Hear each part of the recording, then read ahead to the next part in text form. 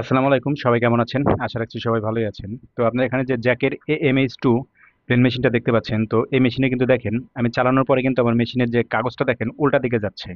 ঠিক আছে, এই সমস্যাটা কেন হয়?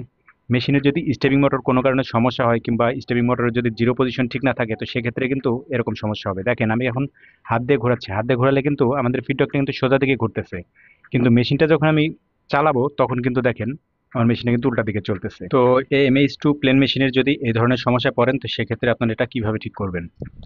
তো এখানে আমি স্টিচটাকে জিরো করে নিচ্ছি, তারপরে আপনাদেরকে দেখাই। তো দেখেন এখন কিন্তু স্টিচ জিরো করে নিলাম। তো এখন স্টিচ জিরো করার পরে কিন্তু আমার নিডেলটা কিন্তু এক জায়গায় পড়তে হবে। তো এখন কিন্তু আমার মেশিনটা কিন্তু পিছনের দিকে চলতেছে। তাহলে বুঝতে হবে যে আমার স্টেপিং মোটরের জিরো পজিশন ঠিক নেই। তো এখন আমরা পি বাটন আর হচ্ছে প্লাস বাটন, এই দুইটা বাটন চাপ দিয়ে ধরে রাখবো। তো এখানে দেখেন আমার বাম সাইডে আসছে জিরো, আর রাইট সাইডে যেটা আসছে ভ্যালু 87। তো এখন আমরা এই রাইট সাইডের বাটন দিয়ে 87 যেখানে ভ্যালুটা আসছে এই ভ্যালুতে নিয়ে আসবো, আনার পরে আমরা এখান থেকে কমিয়ে দিব। তো এখানে আমরা কম বেশি করে আমাদের এই স্টেপিং মোটরের জিরো পজিশনটাকে কিন্তু ঠিক করতে হবে। তো আমি এখানে 7 রাখলাম, 7 রেখে পি বাটন একবার চাপ দিব।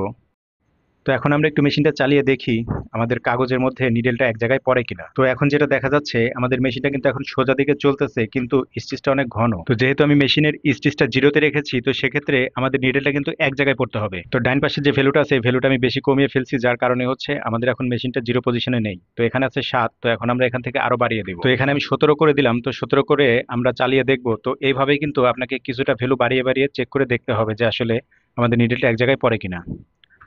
তো এখন একটু লক্ষ্য করেন, আমাদের নিডেলটা কিন্তু এখন এক জায়গায় পড়তেছে আর কাগজটা কিন্তু কোনো দিকেই যাচ্ছে না। তার মানে এখন আমাদের স্টেপিং মোটরের জিরো পজিশন কিন্তু এখন ঠিক আছে। তো ভিডিওটা ভালো লাগলে অবশ্যই একটা লাইক করতে ভুলবেন না। আর আপনি যদি এই চ্যানেলে নতুন হন তাহলে অবশ্যই চ্যানেলটিকে সাবস্ক্রাইব করবেন। আর আগে থেকে যারা সাবস্ক্রাইব করে রেখেছেন তাদেরকে অসংখ্য ধন্যবাদ। তো এখন আমরা এখান থেকে স্টেজ বাড়িয়ে আমরা মেশিনটাকে চালিয়ে দেখবো আমাদের মেশিনটা ঠিক আছে কিনা। আর এই স্টেপিং মোটরের যদি জিরো পজিশন ঠিক না থাকে, তো সেক্ষেত্রে কিন্তু আপনাদের নিডেল ভাঙবে, সুতা কাটবে, মানে বিভিন্ন ধরনের সমস্যা হবে। তো আজকে এই পর্যন্তই। ভালো থাকবেন, সুস্থ থাকবেন, দেখা হবে পরবর্তী কোনো ভিডিওতে। আল্লাহ হাফেজ।